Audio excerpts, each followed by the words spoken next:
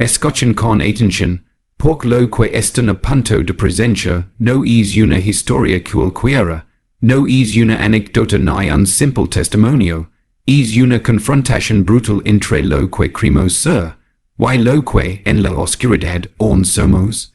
Soy el narrador del canal A1, sin onos mi han formado, y caminado entre reyes y mendigos, soldados y poetas, culpables y inocentes, y observado desde el silencio, como el poder se corrompe, y como el alma humana resiste. Y esta historia, señores y señores, me obligó a guardar silencio más tiempo del que creí posible. Hoy les traigo un relato que se encoge como un puño cerrado en la concha. Sea de una nación. No se trata solo de un oficial y un general. Se trata de la herida abierta de un país que aún no ha aprendido a mirarse en el espejo. Un oficial racista. Un general afroamericano. Una carretera solitaria. Una cámara encendida. Y una verdad que ni la negación más feroz pudo ocultar. Preparen el corazón y mantengan la mente abierta, porque este viaje no está diseñado para la comodidad. Está diseñado para la verdad. Y la verdad exige valor. Bienvenidos a la primera de 10 conferencias magistrales. Aquí comienza la caída. Y quizzes la redención. En el abrasador mediodía del sur de Georgia, la carretera interestatal 185 serpentiva silenciosa bajo el peso del calor. El sol cae con fuerza sobre el asfalto, haciendo que el aire vibrara con una intensidad casi hipnótica.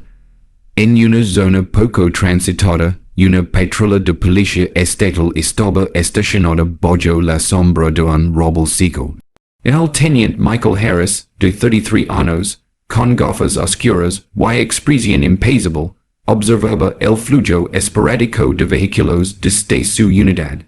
Había trabajado para el departamento durante más de una década, y aunque se enorgullece de su historial impecable en cuanto a disciplina, lo cierto era que arrastraba prejuicios latentes que jamás había cuestionado.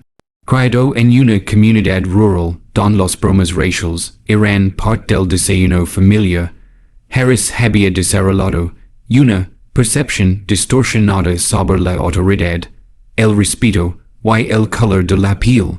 Su rutina esa mañana había sido monótona. 3 infracciones menores, una advertencia verbal y una larga pausa para un café frío que se negaba a terminar. Justo cuando contemplaba la idea de concluir su turno temprano, un SUV Cadillac Escalade negro con vidrios polarizados pasó frente a su puesto. Aunque el vehículo no iba a exceso de velocidad ni presentaba ninguna irregularidad evidente, Harris frunció el ceño. Sus dedos se movieron automáticamente hacia el botón de las luces de emergencia. Activó la sirena y giró el volante. En su mente, algo no encajaba. Un auto de este tipo, tan lujoso, tan imponente, conducido por alguien que podría estar ocultando algo. Esa intuición, camuflada de profesionalismo, era realmente un juicio precipitado alimentado por un prejuicio racial, que ni siquiera él estaba dispuesto a reconocer. El SUV se detuvo con suavidad en el arcén derecho. Harris descendió de su patrulla con paso firme, ajustando el cinturón de su uniforme mientras se acercaba al conductor. Tocó la ventanilla con el nudillo, con fuerza innecesaria. La ventana se bajó lentamente, revelando a un hombre afroamericano de rostro sereno, vestido con un uniforme militar impecable. El brillo de las condecoraciones en su pecho era visible incluso desde fuera. No obstante, Harris apenas lo notó.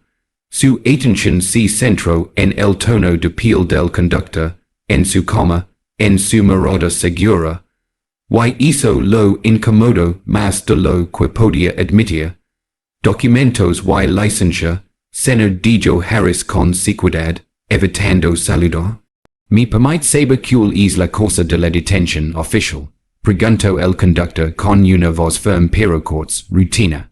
Control de tránsito, respondió Harris ya irritado por la seguridad del otro.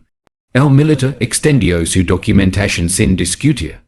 Harris ni siquiera si tomó el tiempo de leer los datos. En lugar de ello, se apartó del vehículo, fingiendo revisar los papeles mientras su mente construía una narrativa en la que el conductor debía estar ocultando algo. Demasiado tranquilo, demasiado arrogante, pensó, la verdad era otra. El teniente Harris estaba perdiendo el control de una situación que él mismo había fabricado. La situación escaló con una rapidez alarmante. Al cala, el silencio y la tensión invisible colgaban como cuchillas suspendidas. Sin ninguna provocación evidente, Harris regresó al vehículo y ordenó al conductor salir del auto. Senna, necesito que salga ahora mismo y se ponga contra el capodillo, esta vez con un tono que dejoba poco margen para el diálogo. El hombre bajó lentamente, con los manos a la vista, sin mostrar resistencia. Oficial, nuevamente, ¿cuál es el motivo de esta intervención? No he cometido ninguna infracción. Usted hará lo que se le ordene, espetó Harris, acercándose con una mano sobre la culata de su arma. Una pareja de vehículos redujo la velocidad al pasar, observando la escena. Algunos pasajeros sacaron sus celulares, quizás por instinto, quizás porque habían visto demás, y otras veces es guión. Mientras tanto, Harris empujaba suavemente al hombre hacia el capo, con es gesto tan cargado de simbolismo. La humiliación pública de alguien que no había hecho nada malo. Su uniforme seguía brillante bajo el sol, sus botas perfectamente lustradas, su espalda recta. El teniente no entendía por qué sentía incomodidad. Se suponía que debía tener el control, pero algo en los ojos del otro lo perturbaba. No había miedo, no había desafío. Solo una dignidad serena que comenzaba a desmontar sus certezas. Harris, incómodo, revisaba mentalmente cualquier excusa que pudiera justificar su conducta. Pero antes de que pudiera inventar una, el hombre habló de nuevo. Mi nombre es Nathaniel Cross, general del ejército de los Estados Unidos. Número de identificación 067-5412. 4 estrellas. Lo invito a verificarlo. Harris parpadeó. Su cerebro tardó unos segundos en procesar lo que acababa de escuchar. 4 estrellas. Eso significaba que estaba frente a uno de los más altos rangos posibles en la estructura militar del país. Sus manos temblaron ligeramente. Tomó la identificación que le ofrecían y la examinó por fin con atención. Era legítima. Una fotografía oficial con decoraciones, códigos, todo en orden. Era innegable. El peso de la humiliación se volcó ahora sobre él mismo.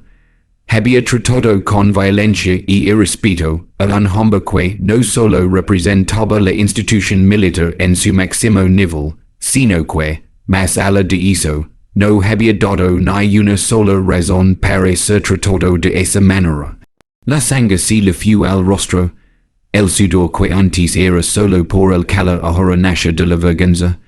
Dio un paso atrás, como si con eso pudiera deshacer lo que había hecho. General, yo, tartamudeó con la voz quebrada. Pero el general Cross lo interrumpió, no con gritos, no con amenazas, solo con una mirada que perforaba como el filo más fino. Teniente, usted acaba de demostrar que el uniforme no impide que flaws que el prejuicio. Usted no me ha falado solo a mí, lo ha falado al país que juró servir. El silencio que siguió fue más violento que cualquier castigo. Harris no encontró palabras.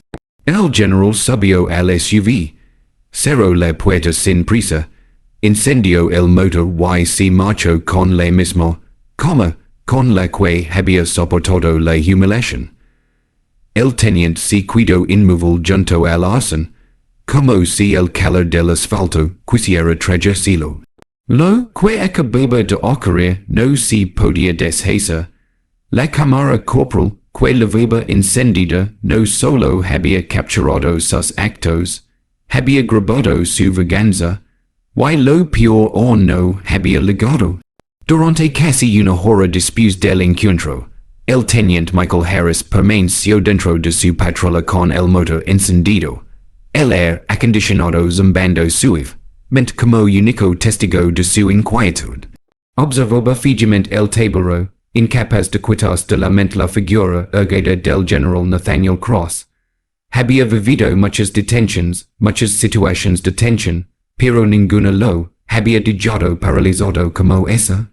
Sencha que acababa de cometer un error que no solo desafiaba el protocolo policial, sino que revelaba un defecto profundo en su propio carácter. Recordaba con claridad el momento exacto en que leo el nombre completo en la identificación del general. Lo leo 3 veces, intentando encontrar alguna discrepancia, algún indicio de falsedad, pero no la había. Nathaniel Cross, general del ejército de los Estados Unidos, 4 estrellas.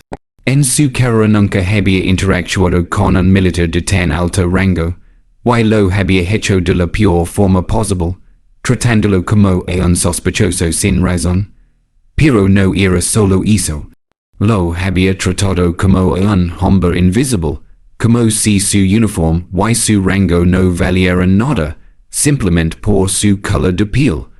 Lo que comenzó como una parada arbitraria, una a quien que muchos de sus colegas ejecutaban sin mea reflexión, justific, andole con frases como intuición o comportamiento sospechoso. Si había convertido en una prueba demoledora de que algo estaba podrido en la forma en que él, y quizás muchos como él, habían aprendido a ejercer el poder. Harris se sintió desnudo, como si alguien le hubiera arrancado la máscara que le volvió destino. Esa máscara que le hacía creer que era justo, que trataba a todos por igual, que él no tenía nada contra nadie, pero lo había hecho. Había actuado guiado por la imagen de un hombre afroamericano conducción, de un vehículo costoso, asumiendo sin una palabra, sin un gesto que algo debía estar mal. Esa era la raíz podrida. Esa era la grieta que no había querido mirar. Y ahora, esa grieta se había abierto frente a él, revelando la profundidad del problema. Mientras permanecía en la patrulla, activó la grabación de su cámara corporal. Quería necesitaba ver lo que había hecho desde afuera, como si se tratara de otro hombre, para convencerse de que quizás no fue tan grave. Pero al mirar las imágenes, su rostro se endureció.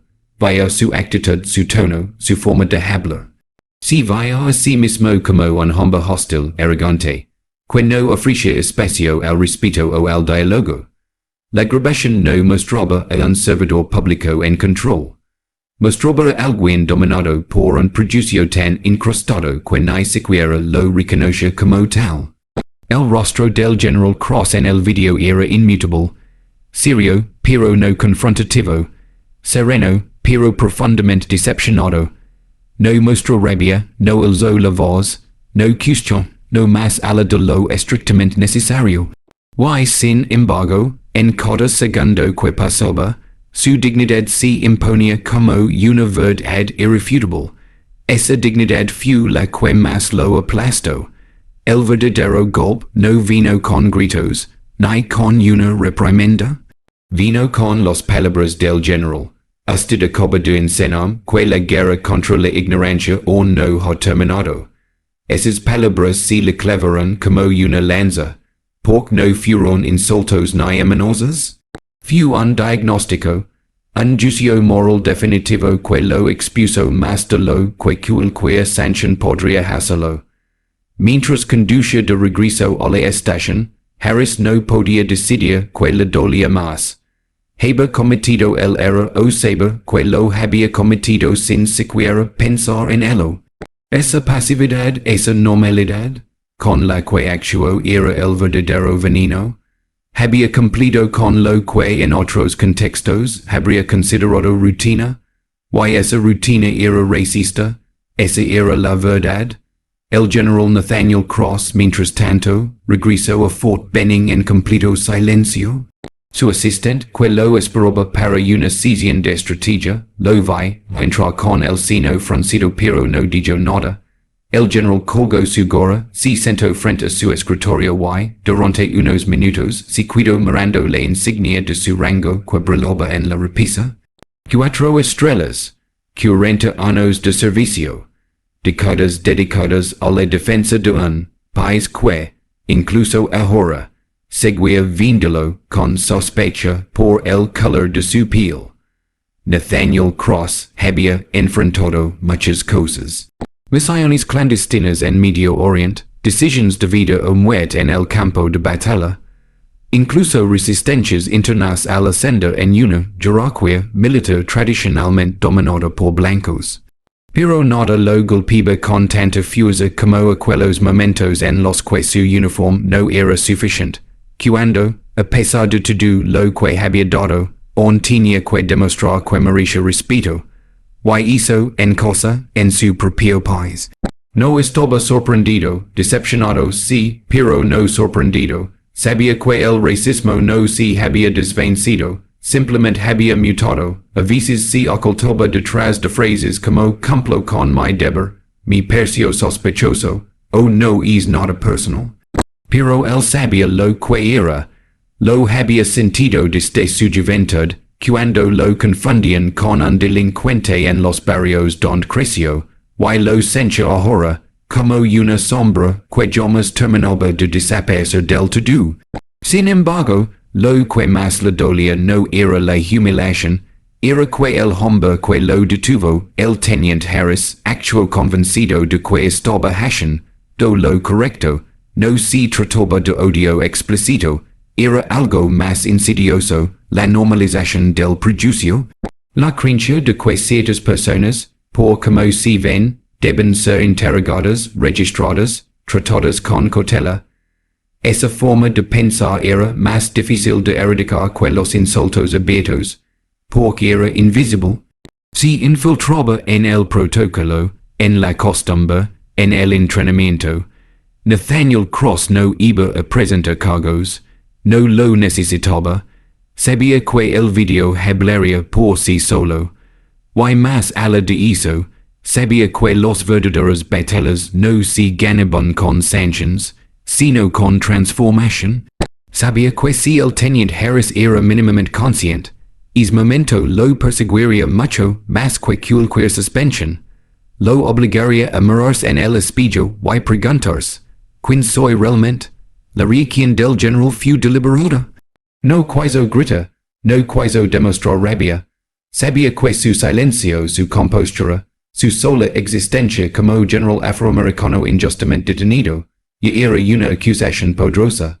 Decidió dejar que el teniente se enfrentara a su propia conciencia.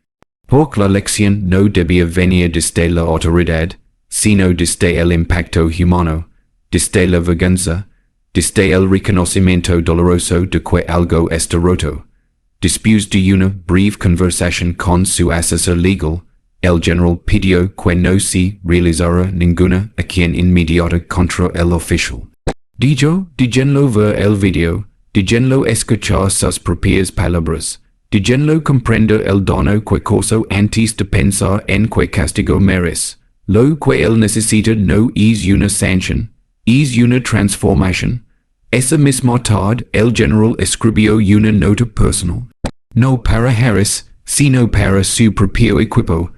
En ella reflexionó sobre lo ocurrido, sobre la importancia de que incluso los más altos rangos no están exentos de sufrir discriminación. Su mensaje fue claro, debemos seguir luchando, no con armas, no con ira, sino con claridad, con verdad, con integridad. Guardó silencio durante el resto del día, pero en su interior, sabía que aquel encuentro a pesar de su humillación había sembrado una semilla. Y tal vez, solo tal vez, esa semilla germinaría en alguien como Harris. Porque incluso la tierra más árida puede dar fruto, si se enfrenta, por fin, a la verdad. 2 días después del incidente en la carretera, la cámara corporal del teniente Michael Harris se convirtió en el epicentro de un torbellino mediático. Lo que comenzó como un control rutinario se había transformado en un escándalo nacional. Un informante anónimo del departamento, alarmado por la naturaleza del video, lo filtro a una red local que no tardo en saberlo a sus plataformas. En cuestión de horas el contenido se había vuelto viral. El rostro del teniente Harris, su tono autoritario, el desprecio implícito en sus palabras, y sobre todo, la serena dignidad del general Cross durante toda la interacción, provocaron una reacción que ni el más cínico de los espectadores pudo ignorar. La historia fue recogida rápidamente por los medios nacionales. Oficial detiene y humilla a un general afroamericano del ejército sin motivo aparente. Los noticieros matutinos lo mostraban en bucle, desmenuzando cada gesto, cada palabra. Los titulares eran contundentes, los opiniones divididas, pero la mayoría coincidía en una verdad ineludible. Aquello no fue un malentendido, fue un retrato claro del racismo estructural en quien. En la sede de la Policía Estatal de Georgia, el ambiente era de contención. El capitán supervisor de Harris, un hombre experimentado y de temperamento equilibrado, lo citó a su oficina tan pronto como los medios empezaron a presionar. Michael entró cabizbajo, sin el aplomo que usualmente lo acompañaba. No necesitaba que nadie le dijera lo grave de la situación. Él ya lo había visto, lo había vivido, y más que miedo por las consecuencias legales, lo que sentía era una vergüenza que no lograba apartar de su piel. Tenemos que hacer una declaración, le dijo su capitán con tono grave. ¿Tienes algo que decir antes de que esto llegue más lejos? Harris respiró hondo. Se sentó frente al escritorio sin mirar a los ojos a su superior. Por primera vez en años, no tenía una defensa, no tenía un argumento que justificara sus actos. Sabía que ni las normas del departamento, ni el código de conducta, ni la jerga policial que tantas veces había usado como escudo, lo salvarían esta vez. No tengo excusas, se dijo con voz apagada. Actual, lo supe desde el momento en que Roman six sus ojos. El capitán no dijo nada durante unos segundos, solo asintió lentamente. Esa noche, el departamento emitió un comunicado breve pero contundente, informando que el teniente Harris había sido suspendido de manera indefinida, en espera de una investigación interna. A la mañana siguiente, la noticia ya estaba en todos los canales principales del país. Las redes sociales estelaron. Muchos usuarios compartieron el video con hashtags como #justicia para Cross y #racismo en la patrulla. La figura del general Nathaniel Cross se convirtió en símbolo de integridad bajo prisión. Se multiplicaban los análisis que comparaban su comportamiento con la agresión silenciosa del oficial. Incluso veteranos de guerra y altos mandos militares comenzaron a pronunciarse públicamente, mostrando su respaldo al general y exigiendo reformas estructurales dentro de los cuerpos policiales. Algunos medios conservadores intentaron desviar la atención, argumentando que el oficial solo cumplía con su deber. Pero incluso entre sus seguidores, la narrativa no logró sostenerse. El rango del general, su historia, su impecable trayectoria, y la templanza con la que enfrentó la situación, resultaron imposibles de empanar. Los hechos eran claros. Lo que había ocurrido no era una excepción, era un espejo. Mientras tanto, en su casa, Harris evitaba el teléfono, el correo y los redes. Vivía una especie de exilio voluntario, atormentado por la repetición constante del video. Sus hijos, demasiado pequeños para entender la dimensión de lo ocurrido, preguntaban por qué papá ya no usaba el uniforme. Su esposa, aunque comprensiva, guardaba un silencio que decía más que cualquier sermón. Michael dormía mal, comía poco, y sobre todo pensaba. Pensaba en su infancia, en los ideas que absorbió sin cuestionar, en los bromas de su padre, en los comentarios de sus compañeros, en cómo todo eso lo moldeó sin que él lo notara. Por primera vez en su vida, comenzó a preguntarse que otras cosas había hecho mal. ¿Cuántas veces había actuado igual, pero sin cámaras, sin consecuencias, sin testigos? Esa era la pregunta que no lo dijoba en paz. Una semana después del incidente, el teniente Harris tomó una decisión que marcaría un nuevo rumbo. No fue obligado por sus superiores, ni presionado por los camaradas, sino movido por algo más profundo. La necesidad de asumir la responsabilidad de su era. Sabía que no podía reparar el daño, pero sí podía enfrentarlo.